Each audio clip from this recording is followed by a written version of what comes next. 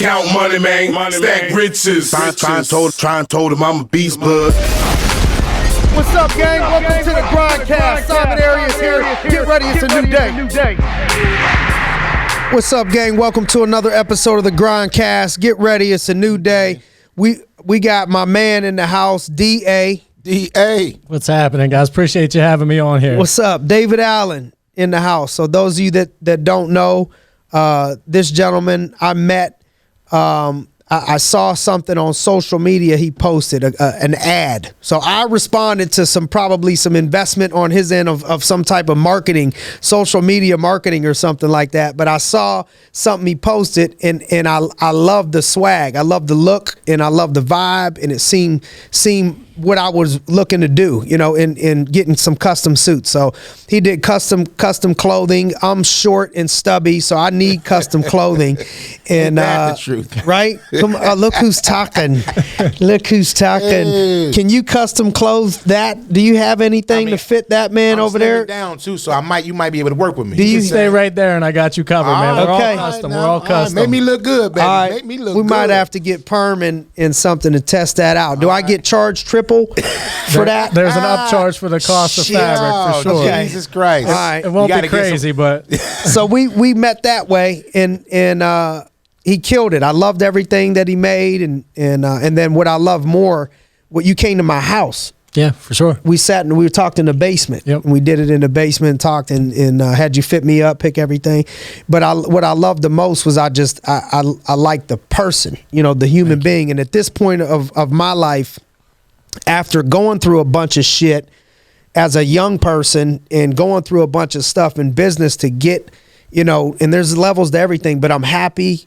I'm taking care of people that I want to take care of. Sure. And the business is, at this point, I just want to be around good people, man. Yeah. You know what I mean? I don't care how good of a suit a person can make. If I can't believe in your heart and your character and the person that you are, and it don't give me good vibes, man, I don't even want to be around nobody no more like that. I think that's what I love the most about you. My spirit picked up on it with you, and I'm like, man, this dude is a good dude. I appreciate that, man. That's what I'm learning the most too about everything is the company you keep is the most valuable asset you can have, and it comes down to just what's in the core of a person, and that really dictates how successful they can actually potentially be based off of who they are, their beliefs, and how they look at life and obstacles and all that stuff. And I actually forgot that video was how we connected. And I remember going back and buying a GoPro and just messing around and had no editing skills or anything like that and just kind of played around on it. And, that was 4 years ago at this point. That's crazy. Yeah, it's been a long time. 4 years, and 4 years seems like a long time, but really it's not. In entrepreneurship, really as far as you've come, I've watched you come far, but there was a point before you even started before that. You know what I mean? Yeah. For me to even see this ad. You know what I mean? So that means there's a point before I knew, and then since I've known you, I know how far you've come. I watched how far you've come. I've heard stories that, I know some of the struggles that you went through and how you've overcome those and watched you succeed, to the point of running these successful fashion shows that go donates to charities and partners and gives people a good time and a good atmosphere. And last year you had it in top of Mount Washington. Yeah, on Grandview Avenue. Shut the whole street down. The whole street down. Just his brain thinks that way, just different. Unique. It's dope. It's pretty cool. That's dope. Good with art. You know what I mean? Just being creative, man, and stuff like that. So, but what was the come up like? Like, tell us how you started. Vaguely I remember you telling me something about the tie or different knot, and then it evolved into something else. Yeah, so I started, actually, I just turned 35, so I'm about 10 years into trying to build a business and brand and all that stuff. And prior to getting into the custom clothing world, I had a necktie company. And what we kind of focused on was making neckties custom for golf course logos, and we would have them sell to the pro. They would sell it in the pro shop, and I had 3 business partners at the time, and it was cool, but it was more of a side hustle for everybody else. Right. And for me, I was just trying to figure out how do I leave my day job and create something that I really enjoy doing. And, we did that for about 3 or 4 years, and it was just every time Monday would come around, we'd have a meeting, and then I could expect a text message from somebody in the group saying, can we push till tomorrow? Can we push till next week? I have this that came up. People not all in. No, and it was very disappointing because you have your heart set on something, and you trust the vision, you trust where it can go, but it's not going to get there without every single day doing what you have to do and putting all the fun stuff on the back burner because that's so irrelevant. So I kind of got to the tail end of that. And I remember watching TV or seeing an ad or something, and a gentleman was wearing a necktie, and if you tied it a certain way, the knot was a different color. And I was like, that's kind of cool, but it's also super gimmicky from a standpoint of like, you can only wear that once without somebody saying, hey, I've seen that. You wore that last week or you wore that 2 weeks ago. Right. I'm with you on that. So I at that time, I was selling medical equipment, and I was wearing the same 5 to 10 neckties every week and just alternating those with suits and dress shirts. Mm-hmm. And I just said, man, it'd be cool. Like, instead of buying 100 new neckties, why don't I just make this device to change the look of every single one? Right. And I can make my favorite necktie have 20 different looks instead of having to buy, spend a boatload of money and buying all brand new wardrobe, new neckties and things like that. So I just went out to Jo-Ann Fabrics, bought a sewing machine, and then I taught myself how to sew. And, I at that point, I just said, hey, it's time for me to do my own solo bit as an entrepreneur. I want to see if I'm as good as I think I am and if I can actually take this to where I want it to go. And that's what kind of started everything off, was in my independence of doing it by myself and trying to figure out if I can carve a path. And it started with, getting a patent and learning how to sew. And so when I hear all that, I went all in. I separated myself from people that were not all in, and doesn't mean they're bad people. Doesn't mean that maybe they didn't end up walking in the fruition of what their life was supposed to be like. But for you know that you wanted to go on that path and make it happen. People weren't all in, so I separated. I started to go all in on my vision of what I thought that I was capable of doing. Let's see if I think I'm as good as I am means I took a risk and I bet on myself. Sure. And so then what? Yeah, so I started doing that. At that point, I said, all right, here's what I'm going to do. I'm going to invest every free minute that I have, weekends, evenings, daytime. If I'm the middle of a day with my medical job and I'm home for an hour, make sure that's capitalized on trying to create. So how many hours a week were you working in the medical? So I was probably, 30 to 40 hours a week. I had some downtime working out of my house in my office and all that stuff. So I did have some flexibility, which was nice. But once I started the proper knot and started building that, I quickly started pulling time away from the day job to focus on. Right. Yeah. So, because my thought was, worst case scenario, if I got fired for doing something on the side, I'd figure it out and I would get another job if need be. And best case scenario is I'm finally an entrepreneur and let's just get it rolling. Right. Yeah. Right. So I started doing that, and I realized I didn't have the search engine optimization skill set. I couldn't build websites. So I had a kind of a small creative team that I would work with and that helped me. But selling a product for $20 a clip without any of that skill set and having an expensive overhead, because I did very well financially in my day job. I was, 26, 27. I think my W-2 was $252,000 at 26 years old. And, I was making great money and living a really exciting life and doing what I wanted, but I felt empty. I felt like, what was I doing this for? What's the purpose of all this stuff? And so I just said, there's got to be a way to try to do something different. So what I did at that point was I went out and started working with manufacturers, and I said, look, if I can try to sell suits to friends of mine, I feel really good wearing a suit. I feel more confident. I feel more proud of what I'm doing. Best case, cool, I'll have friends buy suits off me, and I'll charge them $100 more, $50 more, and eventually be able to buy suits for nothing by just selling them to friends. Right. And then that kind of caught on pretty quickly, and the interest was there. So over the first, 12 months of making mistake after mistake, I would slowly start increasing the price a little bit and just seeing if people would still buy. And I wanted to make sure I got better at what I was doing from a measuring, tailoring standpoint and sourcing product, trying to connect with different factories overseas and all that stuff. So you was all in. You was all in. Yeah. So it was at that point, it was just like, I was still doing the quote 9 to 5 in medical, which it was 7 days a week anyway. And that was the benefit, was the flexibility of working out of my house, traveling. I didn't have to report anywhere at all, so I can kind of come and go as I pleased. But again, something I just felt was absent from my life at that time, and I had to explore other options and kind of figure things out. And suiting made sense in the evolution of neckties to the proper knot. Then, hey, what's next to get in front of a lot more people? Right. Not everybody wears neckties, and not everybody wears suits, but everybody has an experience with a suit for the most part. We know my size, you know, we would describe it off the rack as like 44 short. Correct. Right? Short. Short. Athletic fit, short. How would you describe that size over there? Like, what size would that be? Oh, this guy. Proud. We'll call that proud. Man. Proud. You know Like what we I'm were saying? talking about, me and proud. Perm were talking about a day ago. I was telling somebody, I'm like, man, I used to be so good, you know, when I was young, I could just eye it up. I didn't even need never mind. You know what I mean? But like, you should be good enough to eye that up right now. What is that? I would guess 50, 52-ish in that range would just be a quick, regular, I think. Yeah. 52? Yeah. No way.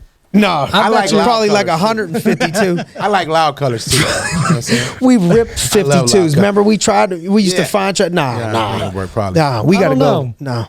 So when was it when you decided to leave? Like when you left the job, the regular 9 to 5. Like when did you decide to leave that job? I decided. And how was your parents and stuff on that? Yeah, no, great questions, man. I decided to leave the job when they told me to leave the job. Really? That was it? It was, you know, so I was at this one company for about 4 years, and They fired you? Yeah. Because they knew that you were doing.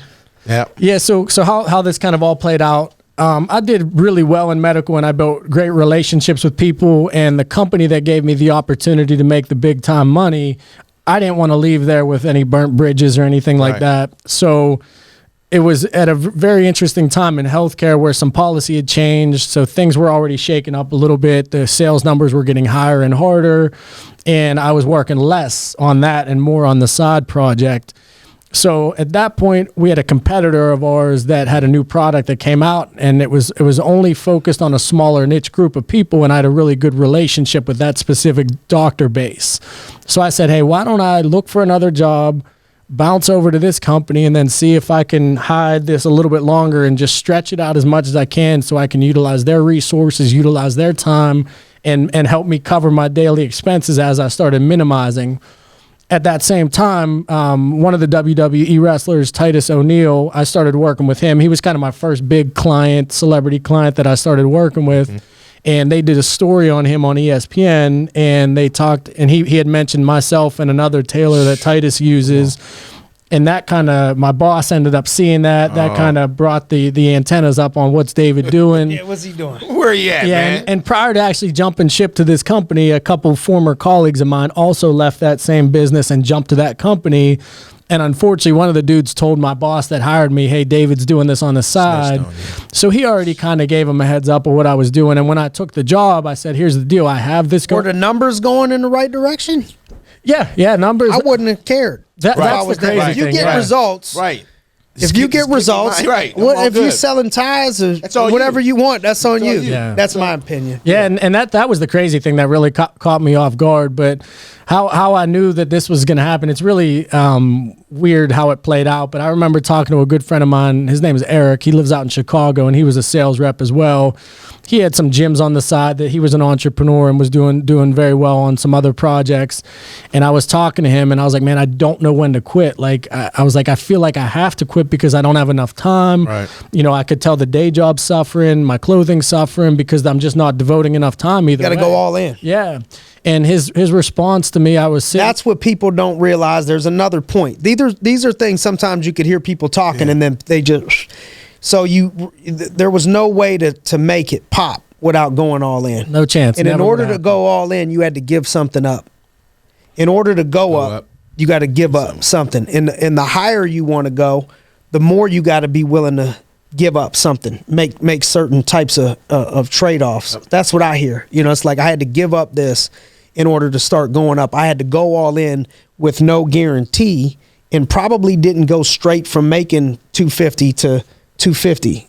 Not at all. Right? Not So at talk all, about yeah. that. Yeah, so let me just finish this real quick on that. So I was, and this is kind of the irony, and you know, in the entrepreneurial journey, any way you could spin a situation into a positive, you figure that out, because I always say there's not all currency is created equal when you're building a business, and the beginning of building a business is positivity and relationship Absolutely. currency more than actual financial currency, because that takes a little bit longer to actually happen. So I remember I was talking to Eric, and I was sitting getting ready to go into a doctor's office in Ohio, and I can't remember where in Ohio, but it was near Youngstown, so it wasn't too far. And I'm like, dude, I have to figure something out. And he's just like, stick it out as long as you possibly can. The minute I hung up my phone, I was checking my email, and before I walked into the eye doctor's office, I had an email from the president of my company and my boss emailing each other, and they copied me on it. And they pulled a screenshot of my cell phone call log and what cell phone towers it hit in New York City, in Miami, in Connecticut. And then he paired it with emails that I sent to my boss saying, hey, I'm in Pittsburgh right now. I'm working. I'm doing this. So he had basically pulled my records to find out I was gone. Where were you at? Yep. And at that point, I was like, okay. Got me. I was like, there's no hiding at this point. I called my former boss and I told him the situation, and he was like, you're done. Like, you're done. That's it. And, you know, fast forward, the NFL Combine was coming up roughly right around that time frame, and I was going to the Combine to try to sell suits to some NFL guys. And I woke up Friday morning. I was supposed to have a conference call at 9 a.m. with my boss and the president, and I just blew it off because I was like, I'm just going to wait a couple more days. And as I'm driving out to Indianapolis, my phone shut off. And I was like, all right, I guess this is that time. And then, you know, fast forward, I come home on Monday, and I had a FedEx envelope waiting for me. And it was basically, hey, you're toast, good luck. And that was kind of the epiphany. And I'd be lying if I didn't say I was shook a little bit. It caught you by surprise at that time. Like, you didn't, I mean, you were ready to do it, but you didn't expect it to go down like that. Yeah, I mean, you know, at that time I had, I think, $8,000 or $9,000 a month in bills. You know, and that was my source of income. So the fear of like, damn, you have nothing left. And prior to that, you know, I paid off a student loan. I built a house. All within a year and a half or so of me starting my business. So my cash flow was very poor. I didn't get to build it back up at that point. And you didn't have a large savings. No, my savings was depleted. Yeah, it was, and that's really where I was. Check the check. Because I had done the things to kind of maneuver myself, because I didn't anticipate that happening. And at that point, it was like, all right. I remember actually, as soon as I got the email, I remember pulling off the highway. I think I was on 70 or something like that, and I actually cried for like 10 minutes, and I was like, damn, like this feels bad. Like, I feel worthless. And then I just shook it off, and I said, look, figure it out. You know, just figure it out. And I started driving, and I didn't tell my parents right out of the gate, because I knew you knew something was gonna be in. Yeah, and you know, it was gonna be nice. It was kind of ugly in that standpoint. From, you know, obviously parents are concerned about their children and everything else, and every time I would come home, and when my dad found out, he would say, you know, did you get your resume ready? Did you get your resume ready? How's business? Every day, all day. Yeah, and it got to the point where him and I had a little bit of a headbutting situation. And I just told him, like, I can't be around this. Like, I can't, every time I see you, I can't hear the negativity. Like, I get it's coming from a good place, but I'm not going back. That's a huge one, because I've seen this in our business even.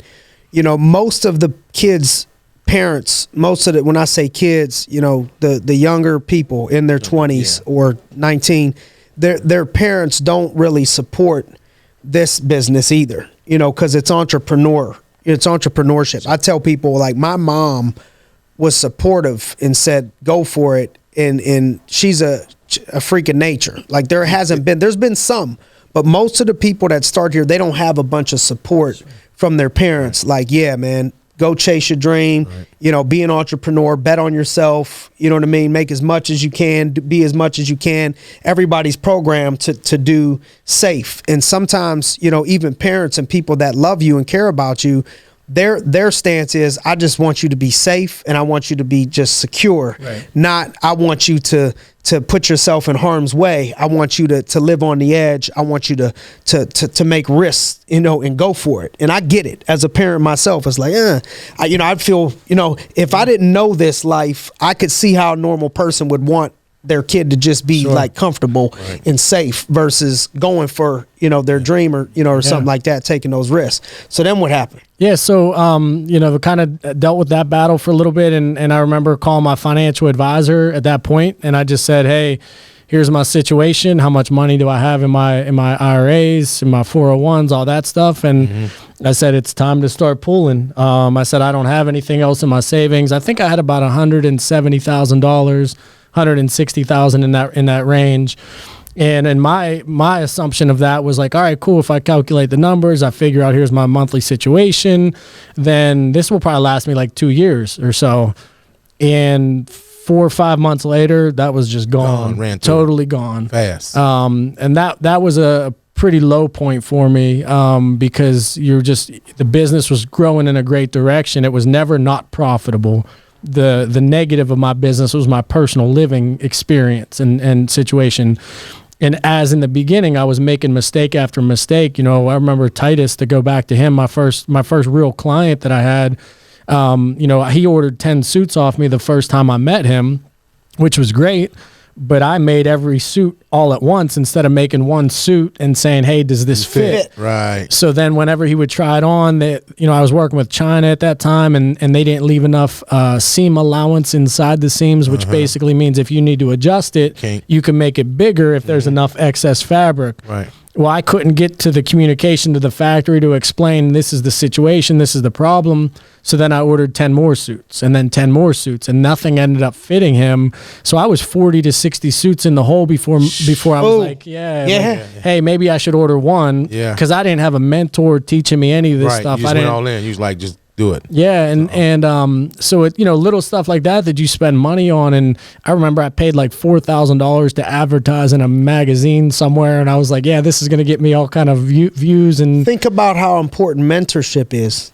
Because now imagine if there's a young man out there that, you know, says you take a liking to him, and he's like, man, I want to start a suit business. I'm in Maryland, and, you know, I'll come visit you once in a while. You could Zoom me. Maybe can you give me some guidance if I ask you some questions? Yeah. Imagine how many things you'd be able to stop him from doing and making mistakes in this line of work and business if he were to just listen to you and you tell him kind of what plays to run. You know what I mean? You could probably save somebody 10 to 15 years, if not more. Yeah. That's the crazy thing. And even like, you know, power of mentorship. Mentorship is the most crazy, powerful, you know, and it's you got to be careful because there's a lot of people out there that want to mentor people that aren't the right people to do those. Yeah, exactly. And that could be. So what do you mean by be careful? You know, how I always tell people when it comes to mentorship, number one, first and foremost, you have to trust yourself. That's the biggest thing. So I always say, ask as much information from credible and successful people as you possibly can. Listen to what they have. Right. Because even if it's a different industry, there's processes that are all the same. But then after they tell you their thought, ignore everything they told you. Chew up the meat and spit out the bones. Oh.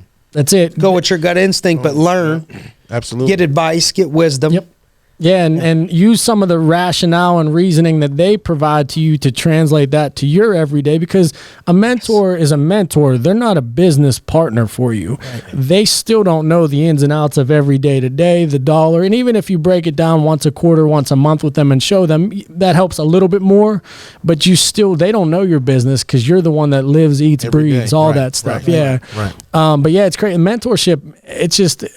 I wish there were people that I would have met sooner along the path, especially, you know, we're talking about parents and you couldn't go to them for certain things because you couldn't get the help for certain things. Right. But yeah, that mentorship, it's one of the most powerful things to get you to be successful. What things do you sit back and see today or do today to where, you know, do you ever have moments where you look back and it's like, man, I can't believe how far we came. You know, I never thought I would be doing this with this person in WWE, or, you know, it didn't seem real. You know, it's like when I was talking to this person, or, you know, whatever that is. Do you have any, you know, thing that you could look back on as like, man, sometimes I just can't believe that we're here right now doing these things? Yeah, and I think you'll probably appreciate this.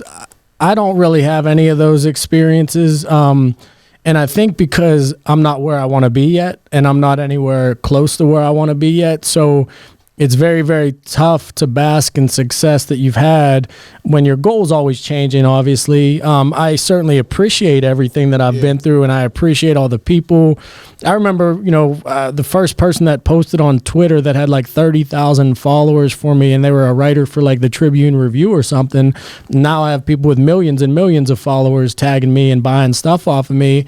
And it's cool, but I also see them as entrepreneurs. I also see them as just good people that are hustling, and so there's not really a wow factor from that standpoint. I when I first met John, it had to be somebody, man. I mean, it had to be one person. You were like, yo, this is sweet. So John Cena is my biggest name client that I work with probably, and meeting him for the first time, that was early on. That was like 2017. Early in the year, and just you're dealing with a different level of celebrity and status. So that first meeting with him, and especially because I didn't have my product dialed in at the time, and I knew I had one shot to do it with him, and he told me like, you have one chance. And it was just, I remember I was sitting backstage at WWE in Pittsburgh, and he was ironically there. And I always set up in the catering area where they have the food and the families, and some of the guests come back and kind of hang out. So I'll sprinkle my fabric books out, and everybody just kind of comes back, hangs out and whatnot. And he made a beeline for me the one day, and I didn't know, I'd never met him before. And he just points at me, he's like, "You're the suit guy, huh?" And I was like, "Yeah, I've been working with, XYZ people." He's like, "Pick your stuff up, come with me." And we went to this private room somewhere else, and he's just separated from a lot of the other guys. Comfortable. Yeah, for sure. And so we went to this room and we just chatted about everything, and it was cool because he just was such a good human being, which helped out, and the way he treated me was just really cool. But I mean, he doesn't have an easy frame, an easy body to fit or anything. Big, like a rock. Yeah, and I had seen him before. He's huge. He's huge. I had no idea how to fit him, huh? He was like, "Man, this is something different." It was a guess. It was just purely measure and trust and hope that it worked. And we, I think whenever you could probably definitely do perm, man. Oh yeah, you did John Cena, brother. John Cena and perm, baby, just the same, side by side, just the same, brother. Same thing. That's all. It's all good. Go ahead, man. Sorry about that. No. But yeah, I mean, that was probably the one that was one like, thing. But when you went there, you were like, man, I can't believe this is my first. I mean, one of my first big guys. Yeah. I mean, because at that point, I was just working with probably 10 to 15 other WWE wrestlers. I wasn't working with any other musicians, celebrities, or anything like that. So that was the pinnacle where I was like, man, if I can get this and I can nail this, I can move on. I can move pretty far. I can move fast. Yeah. Now you've moved from suits to now you were doing some yoga line or something recently. What sparked that, and what's going on with that? Yeah, no. So we suits, dress shirts. We tried to expand.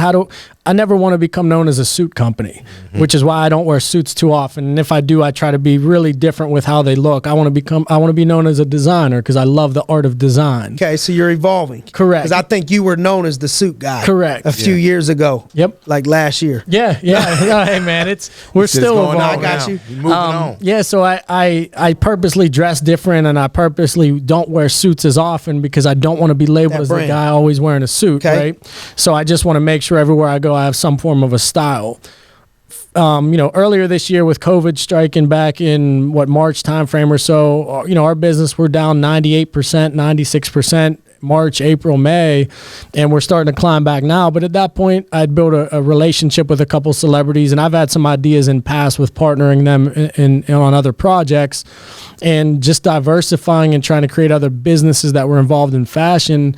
So we started a conversation back in May with J.Wow from Jersey Shore. Oh, J.Wow. And her and I have known each other for a couple years and met through the WWE folks. She's got a great relationship with them.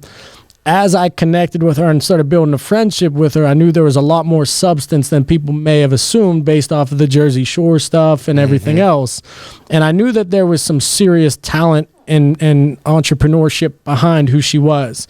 So about a year and a half ago, I had an idea about starting a yoga line, and I wanted to include her to see if she wanted to become my business partner. Never mentioned anything to her until COVID happened, and that was like, okay, I've downtime now. I don't want to just sit here. We started selling face masks and capitalized on that opportunity. And I saw how big that business was and how quick that was, that if we can sell a product that I can take the human error out of having to have a physical person go and measure somebody and go and style somebody, and we could just sell direct to consumer, I think we could really crush it. Yeah, no expenses. Less expensive. For sure. Less expensive. Far less. And less headache of dealing with people. Everything. Just So we called them back in May, and I had her PR team on the phone, and then I have a marketing company, and my two business partners for my marketing brand were on the call, and we just said, hey, Jenny, here's what we have, and we put together a beautiful pitch deck for her. Her team absolutely loved it. And we wanted to have it finalized by June, and then July, and then August, and then September, and it just kept getting delayed. And then when attorneys get involved, that whole thing messes stuff up again. And we finally, right after Labor Day, about a week after Labor Day, we came up and we finalized the agreement. Let's go. We got ink to pen and paper and all that stuff. And so we're going to launch Black Friday. And, Black Friday. Yeah, so nice. We were adamant on, we think this is going to be the biggest Black Friday in the history of shopping and everything else. Oh, yeah. And we're in a very bad time crunch from a launch standpoint, less than 50 some days now, but we're making great headway with the product and the launch. And I think we can do some serious growth with this right out of the gate. Love it. Love it. Perfect, man. Count me in. Definitely. Let me know what I can do to help get myself or Natalie something. Or I want some. We'll get it. In bright green. We'll get it. We'll match what you got on. Brother, if we could get you in some yoga gear in bright green, dog. That might be one. You're going to be in Hollywood. It's going to be goodbye for me. I love you. I'll come see you in Cali. Okay? No, we got to get perm some. No, we always together. Okay. We ain't going nowhere. All right. So what things, would you look back on and say, I can't believe I went through these things and survived? Or even though you may have believed because you never thought about quitting, there's even some workouts I push myself through right now where I look back on it and I'm like, bro, I don't even know how I got through that. And I feel good now. Right. But in the moment, that sucked. Yeah. Like what things can you remember, or, what advice can you give more so to the listeners of just a broad spectrum of your experience in entrepreneurship? These are some things you're going to have to go through, because people don't see the ass whoopings that you get on the climb, on the way up. They just see where you're at currently, or where you're, going. They don't see all the stuff that you had to go through. They just see the perks of it, not the obstacle to it. What are those things? Because I think it encourages people to know on their journey, man, there's nothing wrong with me. It's not me. It's just part of the process. Right. What are those things? I think the hardest thing is the money and being broke. Because whenever you jump into this, my goal was, I said, okay, if I'm going to drain everything that I've ever made financially and risk this, shame on me if I don't put every ounce of effort I have in for 5 years. And I said, by 5 years, I'll have an idea. So I knew for that first 5 years, it was going to be hell. My powers. You just mentally planned for that. You just accept you accept that you're not going to go out on weekends, evenings. Mm-hmm. Like, this is the things people miss. Come on, talk to me. I mean, I stopped going to bachelor parties of good friends of mine, weddings of good friends of mine, because I couldn't afford it. I couldn't afford to give somebody $100 gift, because that could have meant that was me buying a suit that I could have sold and made whatever. So I think from that standpoint of sacrificing the friendships and focusing on yourself, especially at 26, 27, 28 years old, whenever that's a prime for you to go out and enjoy those things. Time out. I don't want to interrupt you just for the sake of interrupting you, but what you're saying is so important. It could be easily people can miss it and fast. So I just want to slow it down. 26, 27, 28, he's talking about he gave up weekend partying, gave up late evenings, started to not be able to attend some parties and weddings for friends and things of that nature in order to pursue his dream. This is what people don't see, they don't think about, they don't want to give up. And these are the small decisions that the ones that make it, this is what they do. Like, sure. This is what we do. Like, when you're talking about this, makes sense to me. You know what I mean? Yeah. I know what you're talking about, as would somebody else that came up, and made it. They would, even if it's a different business, they would know what you're talking about. Sure. You know what I mean? This is what the people need to understand, because when they're going through this, building something, they may think it's just them. I have to be an asshole because I got to miss my friend's, wedding in North Carolina because I'm still on the grind. Yeah. You know what I mean? Stuff like that. What else? And even like to kind of piggyback on that a little bit too, I remember getting included in group text with friends, and then all of a sudden seeing them on social media out and about, and then I didn't get that group text. So even the lack, as I started seeing, hey, you're getting invited everywhere, as time progressed, it was distant. Everybody just became distant. Yeah, everybody stopped reaching out to me because I stopped going. And that was like kind of like breaking up with somebody. It was very, very difficult to kind of swallow that pride. And especially now with social media. But it needed to happen. Had to have. And no way. And that stuff shoved in your face every single day. Yeah. Everybody's on Snapchat, IG stories, things like that. So you couldn't even escape it from right. Hey, it I'm was still coming to you. Yeah. So that was tough. I got on my wrist here. I don't know if, probably can't pull it up, but I got my bank account tattooed on there from 2017. Do you really? Is it still good? It's I'll show you here real quick. Let me see that, man. And I'll let you read the number off. See that? What did it say? 8640. Yeah, it's negative though. Negative 8640. Okay. Yeah, so I went to John Eagle the one day to buy groceries. Oh, so you was negative. And I got declined on my debit card, and then I checked my account and it was negative $86.40, and that was a pretty pivotal place for me because I was about 2 weeks away from bankruptcy. I took a life insurance policy out on myself. I was going through some very difficult times, and I would never hurt myself, but it was a very dark place to be in. And I remember whenever I called my buddy, signed up for the life insurance, and I said, look, if I don't make it through this, I don't want to leave my parents and my family cleaning up my mess and all the debt and everything. And so I would be less cautious. I would roll through stop signs. I'd go on the highway and I would just be like carelessly driving because it was such a suffocating feeling. And I remember in this story, I think you'll really appreciate, I was flying to WrestleMania in 2017, and that was probably the hardest year that I've had in my entire life.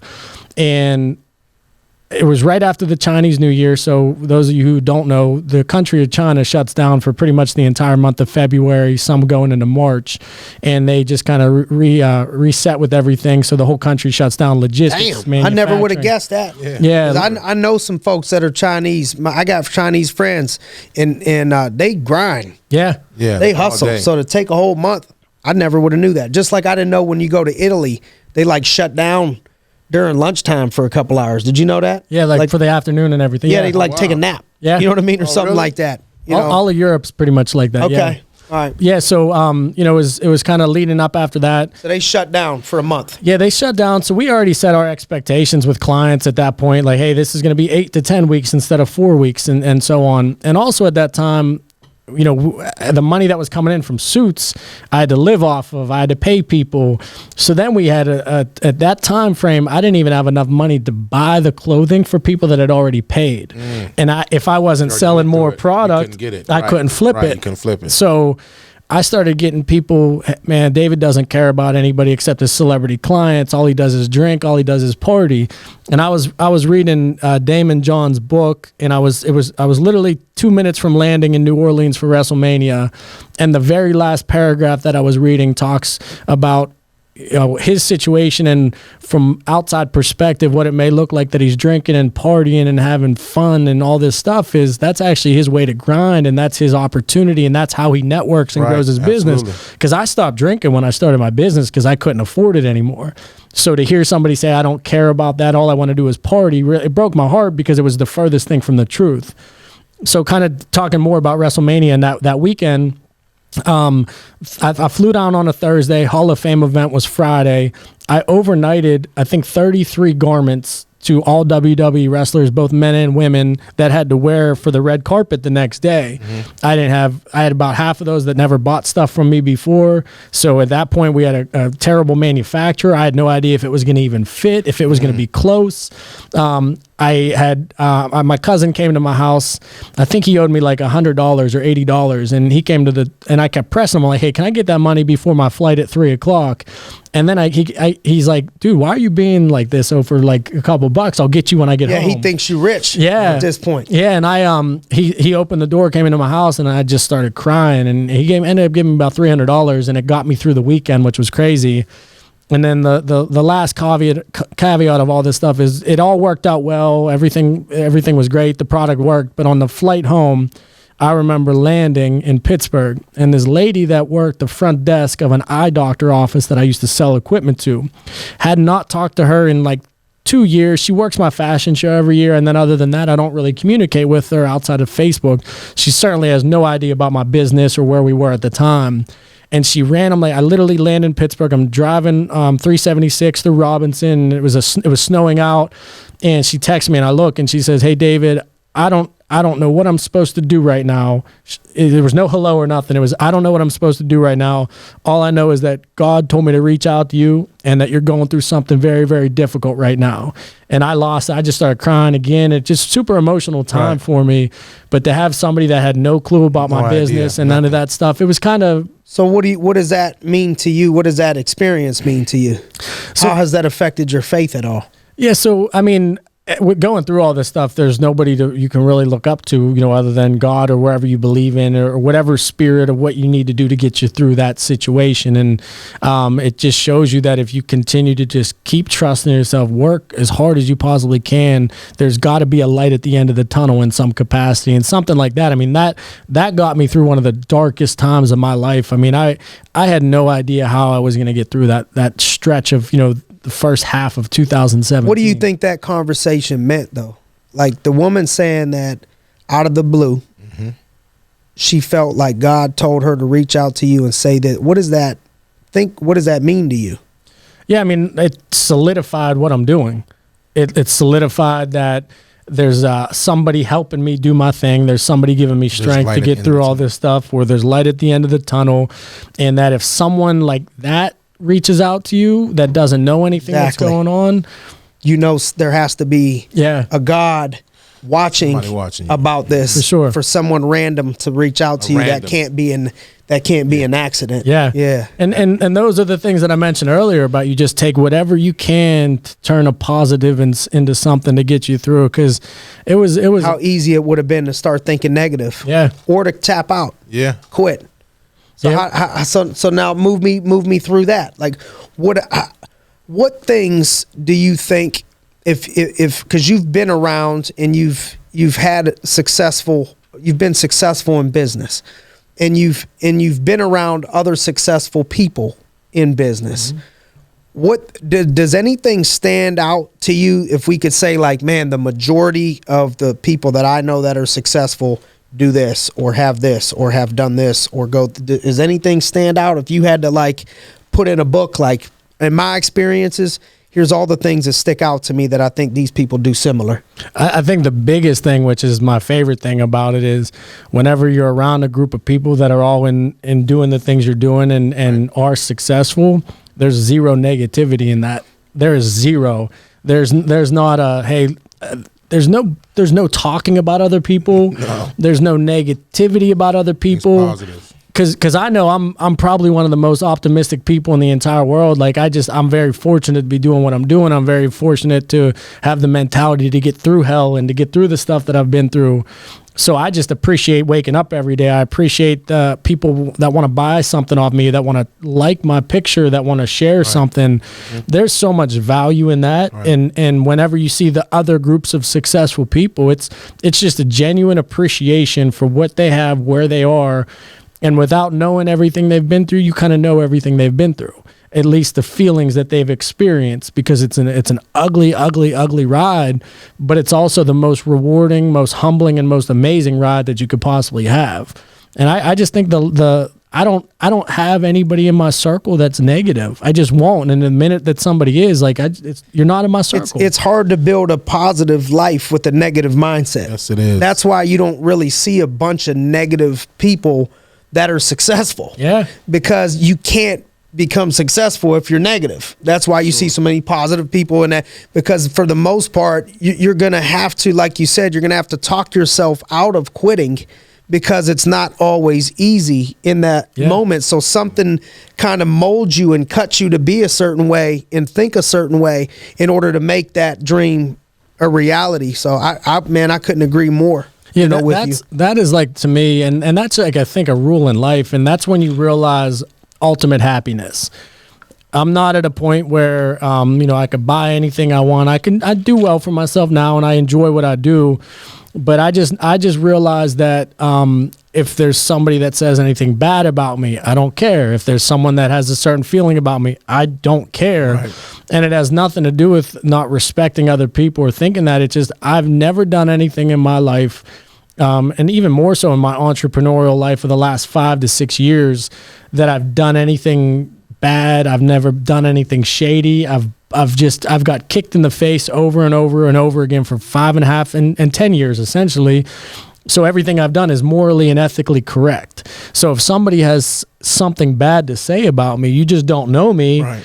And that's not my problem. I'm sorry to hear that you have a certain feeling about me. And that's whenever I didn't have that feeling until probably last year. It took me till then to really accept the fact that, man, I'm being comfortable with knowing that I treat people well. Yeah. I try to be as good of a person as I could possibly be to people with good intentions and do the right things. And at that point, it's out of my control. If I still have somebody that doesn't like me, I don't know what else I can do, but I believe so heavily in what that I'm doing the right thing for people and as a person that I don't even sweat what another person has to say, because that is another thing that must be on the docket if you're going to be successful in anything. Don't matter, baseball, boxing, MMA, tennis shoes, suits, ties, whatever, insurance, real estate, don't matter. If you want to go all the way up there, you're going to have a bunch of people that for whatever reason, they think by you going there means that there's less opportunity in the world for them, and they hate it. So so then they got to say something negative or try to do something negative, and then that becomes the struggle of I had a similar experience of that, and a turning point for me, which was a few years ago, where I learned you have to let go, that this won't be the last time that somebody says something, because in our world, as a kid, where I grew up, I was like pounded in my head. Like if somebody is talking about you all the time and you see them, then it's on, or you really just go hunt them down. You know what I mean? Most of the time, but that's just the culture. Not that everybody acts on it, but that is truly 100% the culture that I was raised in.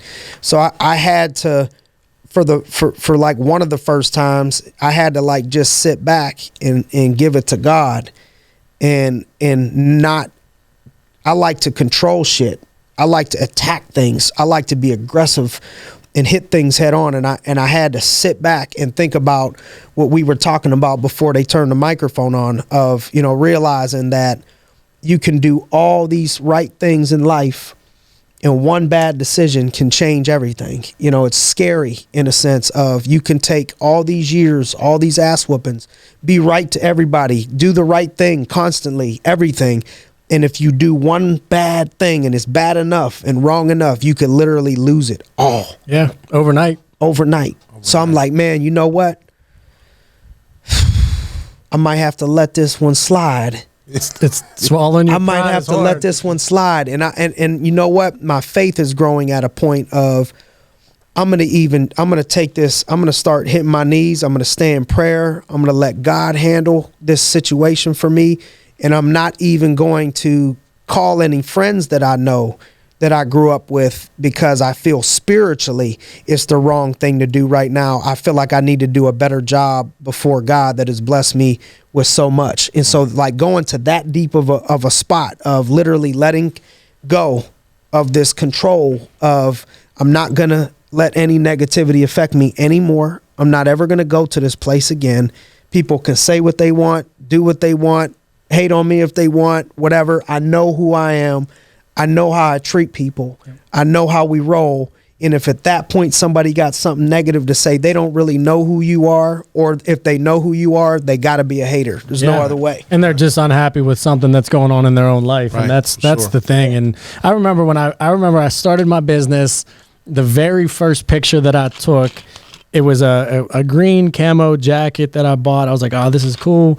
I laid it out on my hardwood floor, There were wrinkles in the jacket. It was the first picture I posted saying I was going to do custom clothing. And I remember this one girl in particular made a comment on there and said something like, don't you think you should be steaming that before you take pictures of it? And then had a couple other things that she kind of chirped behind it. And I'm like, yeah, maybe you're right. Maybe I should have. But like, maybe a praise like, hey, good luck, keep it going. And that was the quick, kick in the ass to say, all right, this is how it's going to be. This is out there. It's wild out there. Yeah. And when you look at like real big celebrities, when you look at people that got like millions of followers and stuff, anytime they post anything, you can find some super negative stuff in there, dog. Yeah. Always. If they wanted to really look through it all, there gotta be 100 to 1,000, negative comments about that person, you know what I mean, and stuff like that. That's where I started to trick my mind of like, LeBron can't go to play an away game in Boston and have someone screaming from the stands, you suck, you're too old, you're this,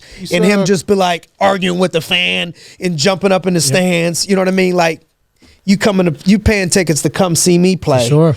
I got to let you be a spectator, okay, because I'm a professional and you want to watch me do my job. Yeah. So, okay, fine. This is part of being a professional. Yeah, you know what I'm saying? I save in my phone. I have two albums. One is Social Media Slander, and the other one is Positivity and Praise that I get through people on social media and whatnot. And I mean, I've had people tell me to die. I've had people.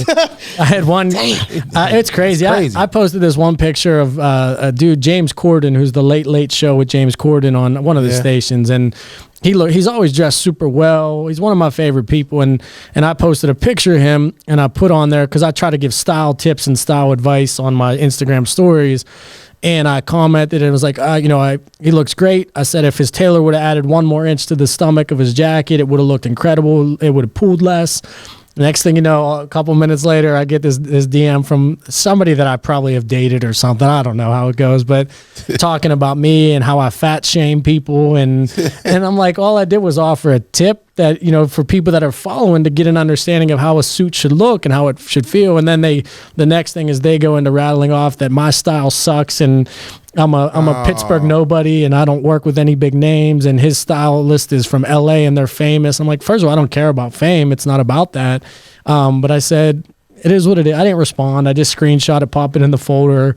And then I just want to save all that stuff that I don't ever go back and look at it because I don't care unless I'm having a conversation like this that I like to show. Yeah. But you got to find light and humor in those things. Saving those. So you have a file of the negative things that people have said. I've done the same thing. That's so crazy. Yeah. And I've coached people that I mentor closely, and everything gets people to tick differently. What motivates you may not motivate the next person. So I just try to think of ways that I've watched myself be motivated and others be motivated. And then when it comes time for me to try to teach other young people that are coming up, like how to find your motivation, how to find your why, even without having kids, without having a wife, like what are some ways that I can remember things elevating me. One of them was those type of things, like just a little. I think David Goggins. You ever watch Goggins? Sure. He calls it the cookie jar. Yeah. He calls it the cookie jar. He says all these negative things that people have said about me, all these things that have happened. I go when I need motivation, when I need to I go back to the cookie jar and remind myself of who I am and find motivation in that. So who do you? Is there anyone that you find? Is there any groups of people or books or is there any? Who do you look up to or admire? And find mentorship from and why? Like, what have you learned from those people? Yeah, I mean, obviously with you, you've become a great friend of mine, and what you're doing, I'm not just saying that because I'm here, I genuinely mean that. There are very few people that I've met in my life in person that have done what I want to do or have started something from zero. There's a lot of people that I know that are very successful, but did not start at zero and did not kind of do their own thing. So I think you're absolutely one of them. And I think from the standpoint of how you treat people is very what I'm in line with and always trying to do good. I mean, we've donated over $100,000 through our years in the fashion shows over the last 4 years of the hospitals and charities. So that side of things feels really good. A lot of the psychology of things. Jordan Peterson's one of my favorite authors to read. I think he's one of the most intelligent human beings on planet Earth. Damon John, huge fan of him. Obviously, his in the industry. Yeah. You got to have somebody in there. Phil Knight with the Shoe Dog book, incredible book. One thing I'm doing now, I notice, is Joe Rogan's probably one of my top. I don't watch TV really anymore. If I do, it's watching a podcast. Come on, it's another big one. Yeah, that's another big one that people miss. So let's go back to whenever I started this 5, 6, 7 years ago.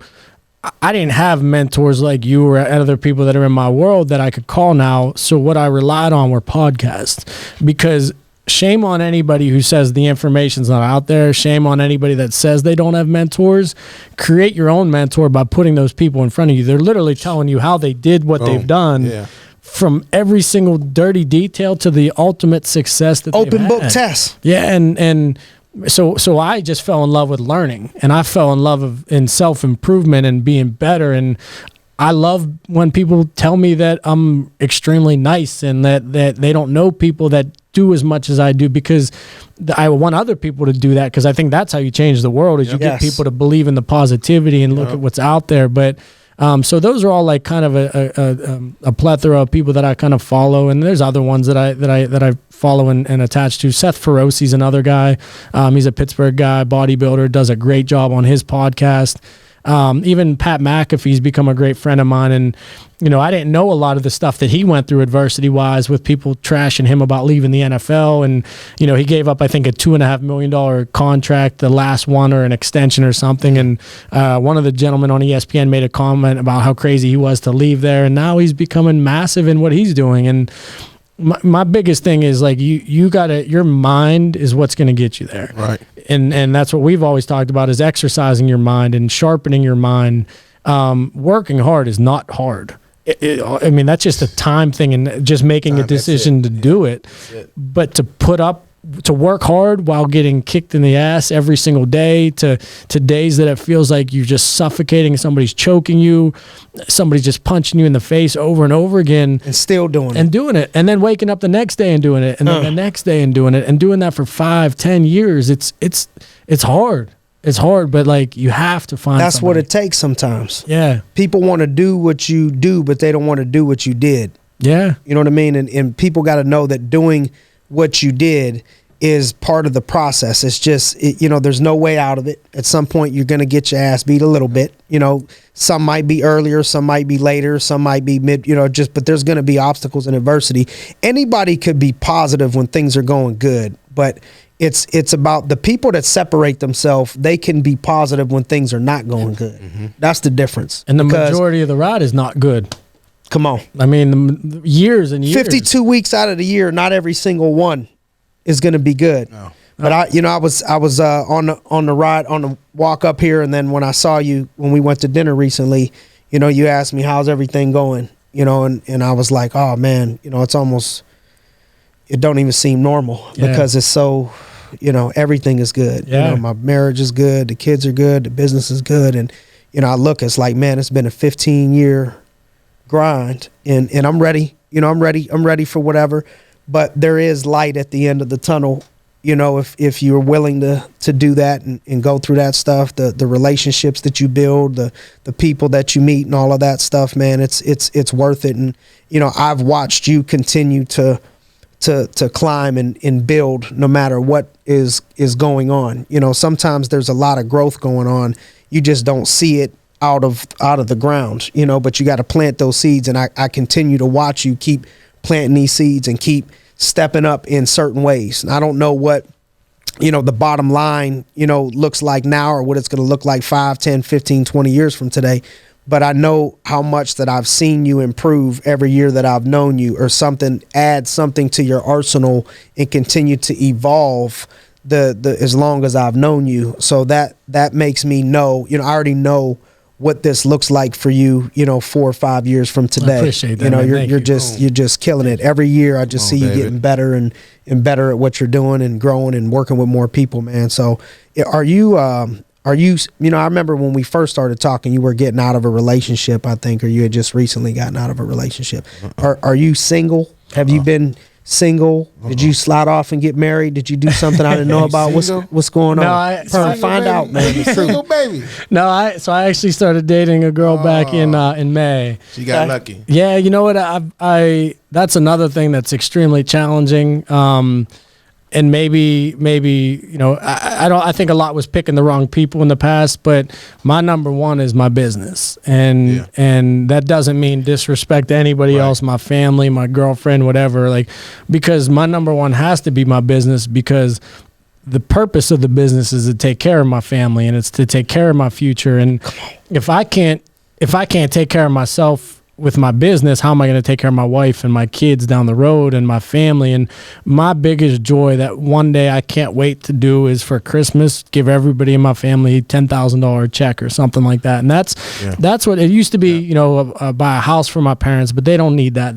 My dad's done well for himself, and my mom has as well. And I just, and it's not about the dollar value of doing it. It's just the fact that I at some point, hopefully soon, I'm going to be able to do those things. That's cool. And it's just like a thank you for just being there. And you know, those are the things that kind of really push me for all this stuff. But yeah, I started dating a girl a couple months back. It's been great. May, yeah. June, July, August, September. So this is fresh. Yeah, for sure. 4 months. For sure, yeah. 4 months retention. Yeah. Okay, so Y'all it's still live fresh. together yet? So are you Not yet. Where she live? That's Where's she from? Is this a secret? Are we breaking it out right now? Or is this they say Facebook official? Is this Grindcast official? It's public knowledge. Okay. It's public knowledge. Cool. Where's she live at? She just moved back to Pittsburgh. She lives in the Strip District. All right, cool. Yeah. All right. So I'm assuming that she assumes that she supports the grind. Yeah.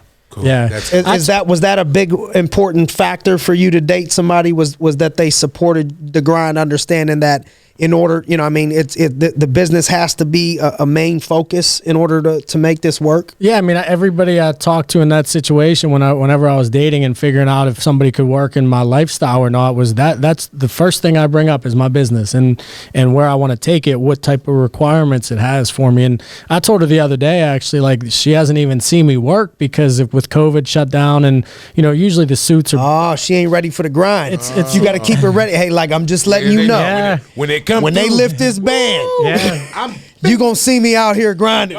Yeah, I mean, like we have 3 or 4 different big projects coming up. I mean, I'm working on a CBD company right now with a pretty big name celebrity. We have the yoga line with JWoww coming. The David Allen suit brand and the clothing brand is full head of steam right now. I have 2 other big projects as well that we're trying to do. So, you know, once the travel stuff restrictions and whatnot change a little bit more and people can do things. With the big thing about the suits and what's great is we showcase a lot of our stuff for the Emmys, the Grammys, the Oscars, NFL events, you know, WWE events. And they're all shut down.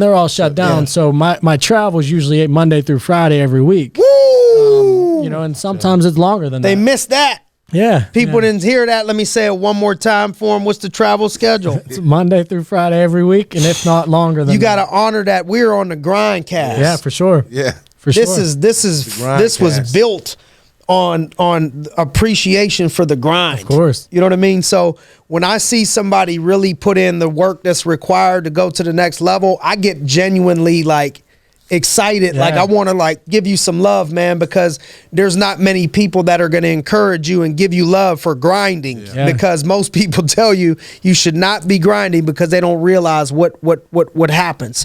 And all the people that you look at that are at a certain point, at some point they usually 99% of those people had to go through some type of a grind like that, man. So I love that you're doing that.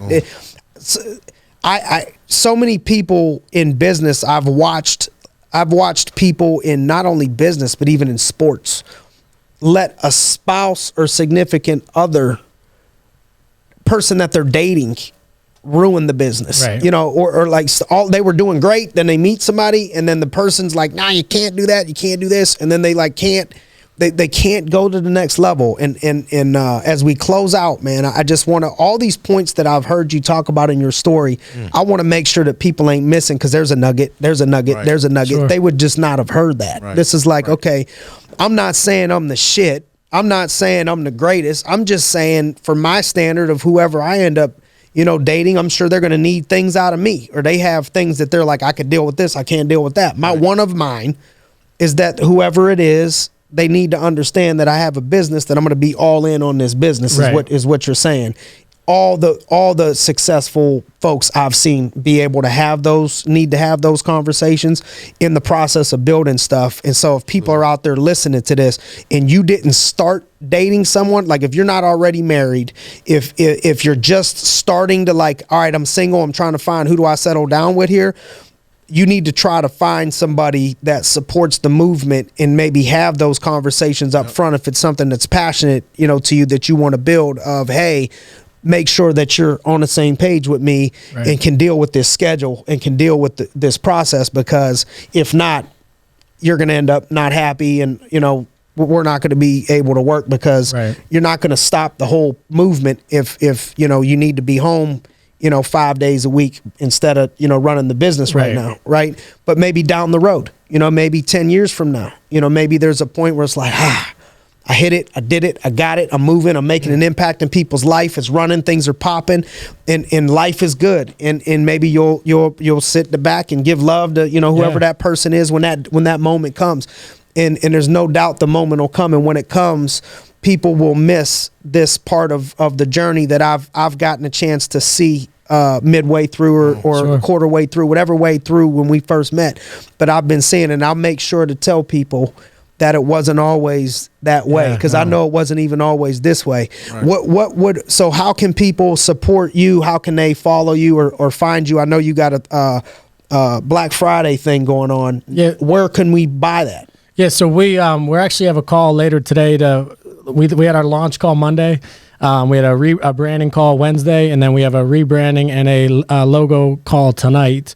So we have a name, I think, in mind that we're going with. But we don't even have anything built yet. So, all right, so I'll be able to. You could tag me on social media or something, and people that want to find out, they could find out there. Yeah, and I'll put it on my Instagram. My Instagram is just it's at David Allen Style. ALAN is Allen, so David Allen Style, and that's pretty much my main piece for all that stuff. Facebook's just David Allen, and then Twitter's David Allen Style as well.